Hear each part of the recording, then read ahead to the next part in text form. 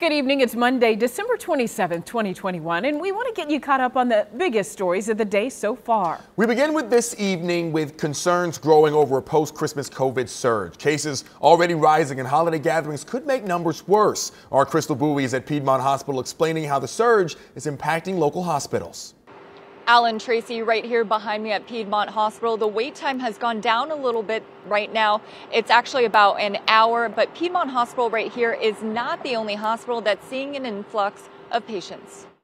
Around noon after the holiday weekend, of the 12 hospitals listed on the Georgia Coordinating Center website under Fulton County, 7 were designated as severely overcrowded, although some of those places had to divert patients to other nearby hospitals. If you're sick, do not avoid the hospital. Doctors say you should definitely go to the emergency room right away for these symptoms. If you are having any type of difficulty breathing, including an intractable cough, where you're having difficulty catching your breath. However, you should seek other medical care if your symptoms are minor. If you merely have symptoms of COVID, then what you should try to do is get tested, either with your primary care physician or at an urgent care center. With so many overlapping symptoms between the Omicron variant, the Delta variant, and the cold and the flu, it's hard to tell what's what. With the Omicron variant that's different from Delta's, we see a little bit more fatigue, a little bit more tiredness,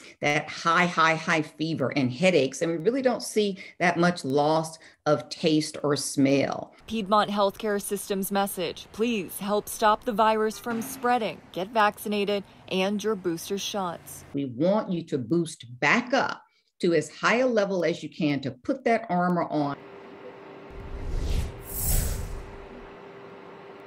And again, this is a reminder, even if you think you have the flu or a cold, just make sure you go get tested. That way you're not potentially spreading the virus. Reporting live in Atlanta tonight, Crystal Bowie, CBS 46 News. Crystal, thank you. Local COVID-19 testing sites have seen long lines for weeks, and today is no exception. This is what it looked like at a location in South Fulton. Cars lined down the street. We spoke with several people who said they might have been exposed during a holiday celebration. Just to see, check on my personal health, which I think we all should be doing, and just to make sure that I'm safe for my friends and family. A responsible decision there. On the heel of Christmas celebrations, Dr. Anthony Fauci said he recommends people avoid large crowds for New Year's. And right now, tensions running high in the air. A live look from one of the world's busiest airports tonight. Flight cancellations continue because of COVID-related staffing shortages. It all comes at a time when millions are traveling for the holidays. From Saturday to today, nearly 3,000 flights were canceled across the country. Airlines say weather conditions and the new Omicron variant, those are causing a double-headed problem. Travelers we spoke to say they are concerned. Thank goodness I have never had been delayed in my time. I checked in earlier at the time flight was in time. I checked in a couple other times to be sure. It's obviously a little bit tense, but we are all masked, obviously, vaccinated, including Zoe, who is over 5. Yeah, those families taking their precautions. Today, Hartsfield-Jackson has had more than 300 flight delays and at least 17 cancellations. That's according to FlightAware. The tense travel period proving to be too much for some. A woman is facing charges after this incident right here on a Delta flight from Tampa to Atlanta. Patricia Cornwall reportedly caused a disturbance, injuring passengers and Delta employees. Officers arrested Cornwall when the plane landed at Hartsfield-Jackson. New details tonight. A teen shot by an officer at Atlantic Station. The confrontation caught on camera by witnesses. Tonight, the GBI is revealing new information about what prompted the off-duty officer to jump into action. It is far from the only incident at Atlantic Station. CBS 46's Yasmina Alston live there tonight with this story. Yasmina? Yeah, Tracy, good evening. Like you mentioned, we've seen the videos on social media showing groups of teens fighting here at Atlantic Station. But this time on Sunday night, shots were fired, and that, of course, has residents on edge. Several videos posted on social media show the police presence after shots were fired near Atlantic Station in Midtown.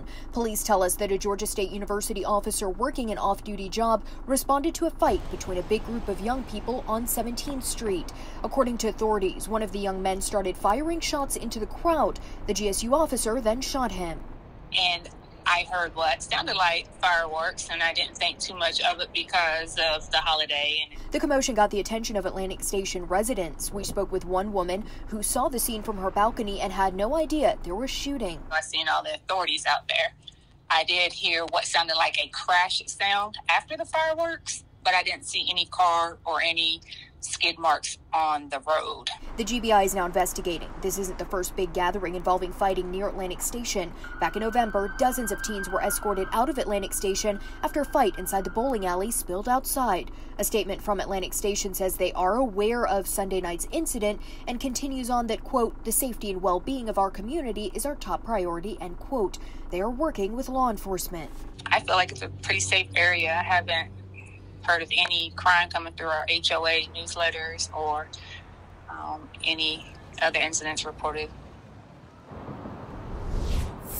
And we are told that the young man who was shot is in stable condition. We're also told that no one else was injured. Again, the GBI is investigating. Live in Midtown, Yasmina Alston, CBS 46 News. Yasmina, thank you. New at 6, a man under arrest accused of driving under the influence and killing a night watchman. It all happened at the entrance to the Sun City Peachtree subdivision in Spalding County. Officers say 41-year-old David Glosson slammed into the gate attendance building around 3 o'clock this morning, striking and killing 60-year-old Ebenezer Sawumni. Glosson then took off on foot, ending up at his father's home. Now his dad took him back to the scene of the crime and held him there until a police arrived. Well, Glosson is charged with vehicular homicide and DUI. Now, happening right now, loved ones are paying respects after the loss of a high school football star. A visitation for Robbie Roper is underway at the Poole Funeral Home in Woodstock. It lasts until 9 p.m. The 18-year-old Roswell High School quarterback passed away last week, just days after having shoulder surgery. Robbie's funeral is tomorrow morning at Woodstock Baptist Church. Tonight, a young Uber driver is opening up to CBS 46 after being caught in a mob and then attacked. Those terrifying moments all caught on camera in downtown Atlanta. As CBS 46's Savannah Louie explains, it is a drive she will never forget. Imagine driving through this. On Atlanta's Metropolitan Parkway, a real-life nightmare for one Uber driver caught up in chaos. Looking around, trying to find my pepper spray or my taser, something, because he's literally like trying, like get out, get everybody's just doing this. He was the worst. Kiana Lynn was earning extra money for the holidays last weekend when her route took her to this intersection filled with people. So they was blocking all 4 intersections, basically, doing donuts, making videos. I wasn't sure what they was doing. Instagram video from ATL Scoop shows what happened next. People trying to get inside of her car, banging on glass and kicking in the back windshield. It was just glass everywhere, and I didn't even have time to react because literally the police showed up 3 seconds right after that. Traumatizing moments, but the days after have felt even worse. How are we going to do this? How am I going to make my income? I need another rental, but as holidays, all of them, most people are sold out. Kiana tries to make sense of this situation. What's the point? Why would you damage people's cars? And prays others find some sense of their own. Even if they are trying to protest or they're just trying to make a scene or even a video or whatever they're trying to get out of it, there's better ways of doing that than anybody getting hurt. Savannah Louie, CBS 46 News. Now new at 6, an 18-year-old is behind bars accused of shooting and killing a woman in College Park. Jacarius Thomas allegedly fired the shot that killed a woman last night at the QT on Riverdale Road. Thomas is being held on malice murder and weapons charges. South Fulton's mayor-elect Khalid Kamau has revealed he's contracted COVID-19. He says he's scaling back his inauguration and urging members of his community to vax up. That's a switch for the mayor who once questioned the vaccine. After a whole lot of hesitation, and mostly because I have this very public job, this summer, I finally got vaccinated. I've also received my booster shot. And though I have recently tested positive for COVID, I haven't experienced any symptoms more severe than a sore throat. The mayor-elect says he's quarantining through the new year and has canceled all scheduled New Year's Eve appearances. New at 5, more than 43 million Americans have student loan debt. And starting next May, they'll be forced to start paying it back after a pandemic pause. Progressives say President Biden should use his authority to forgive federal student loans. Our D.C. Bureau reporter David Aid says he spoke with one borrower who's concerned about the future.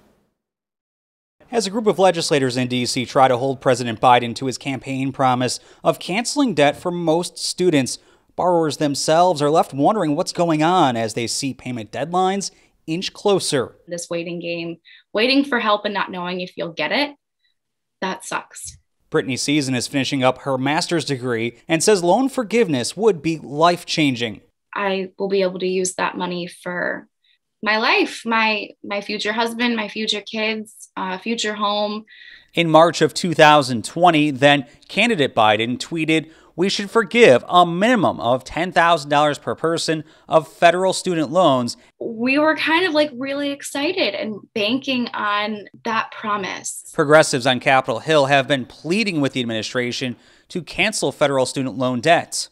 Now we need loan forgiveness for the more than 40 million other people in this country. White House Press Secretary Jen Psaki sent a signal that the administration was unlikely to do so before payment deadlines and interest charges restart. We know some student loan borrowers are still coping with the pandemic and need some time before resuming payments. Ethan Miller, a financial planner, says borrowers may consider refinancing the loans with a private lender at a lower rate. If you're making the same payment every month, making it on a loan with a lower interest rate would mean that you'd pay off your loans faster and pay less in total over time. Miller says there are some drawbacks with refinancing that students should be aware of, not being eligible for federal repayment programs and becoming ineligible for potential forgiveness that may come. In Washington, I'm David Aid. Thanks for watching CBS 46 News. Watch us live wherever you are, our mobile and our streaming news app. You can also watch us on Roku, Apple TV, and Fire TV.